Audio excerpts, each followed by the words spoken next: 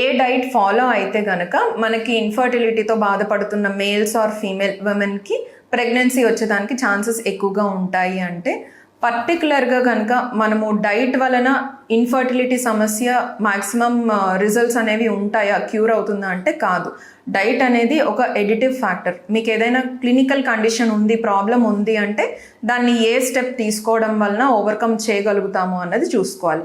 But diet మనం ప్రాపర్గా follow అవ్వటం వలన ఓవర్ వెయిట్ ఉన్నవాళ్ళు లేదంటే అండర్ న్యూట్రిషన్ ఉన్నవాళ్ళు వీళ్ళందరిలోనూ ఒక proper environment, at the same time వాళ్ళకి ఏవేవైతే అవసరం అవుతాయో sperm health, at the same time egg హెల్త్కి అన్నది మనకి ఇప్పుడు తెలుస్తుంది అనమాట.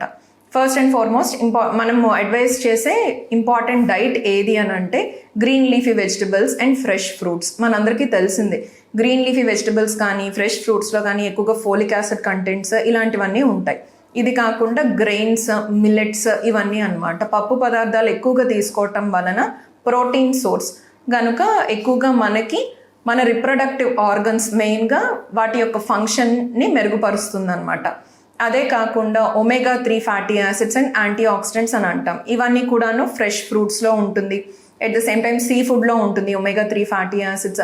పర్టికులర్గా వాల్నట్స్లో, బాదంలో, అలా కొన్ని నట్స్లో ఉంటుంది, కొన్ని సీడ్స్లో, మనకి గుమ్మడి గింజలు అంటారు అటువంటి సీడ్స్, సన్ఫ్లవర్ సీడ్స్, ఇటువంటివన్నింటిలో కూడాను మనకి ఈ so called omega 3 fatty acids అనేవి ఉంటాయి. యాంటీ ఆక్సిడెంట్స్ కూడాను ఫ్రెష్ ఫ్రూట్స్ అండ్ వెజిటబుల్స్లో ఉంటాయి.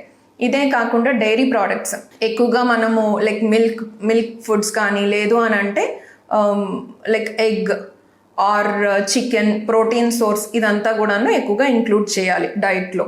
ఎట్ ద సేమ్ టైం ఏది తీసుకోకూడదు అంటే ప్యాక్డ్ ఫుడ్ ఏదైనా కానీ అవాయిడ్ చేస్తే మంచిది.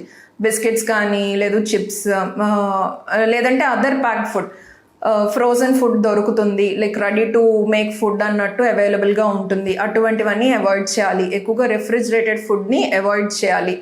నెక్స్ట్ కార్బోనేటెడ్ డ్రింక్స్, మనకి మల్టిపుల్ కంపెనీస్వి, బ్రాండ్స్వి ఉంటాయి డ్రింక్స్ అనేవి, అవన్నీ కూడా అవాయిడ్ చేయాలి. డీప్ ఫ్రైడ్ ఫుడ్స్, లేదు అంటే బయట ఫాస్ట్ ఫుడ్స్, ఇవన్నీ కూడా అవాయిడ్ చేయాలి.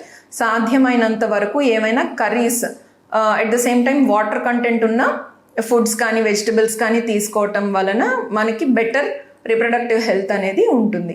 మీరు తీసుకున్న ట్రీట్మెంట్లో కూడాను ఎక్కువగా హైడ్రేషన్ అనేది మీరు మెయింటైన్ చేసినట్లయితే మల్టిపుల్ మెడికేషన్స్ అనేది ఉంటుంది. ఐవీఎఫ్ వెళ్ళేవారు లేదంటే ఐయుఐకి వెళ్ళేవారికి ఆ మెడికేషన్ అంతా కూడాను మీకు బాడీకి కనుక లైక్ హెల్దీగా లైక్ మీరు ప్రోగ్రెస్ అవ్వాలి అని అంటే వాటర్ ఇంటేక్ కూడాను చాలా బాగా ఉండాలన్నమాట.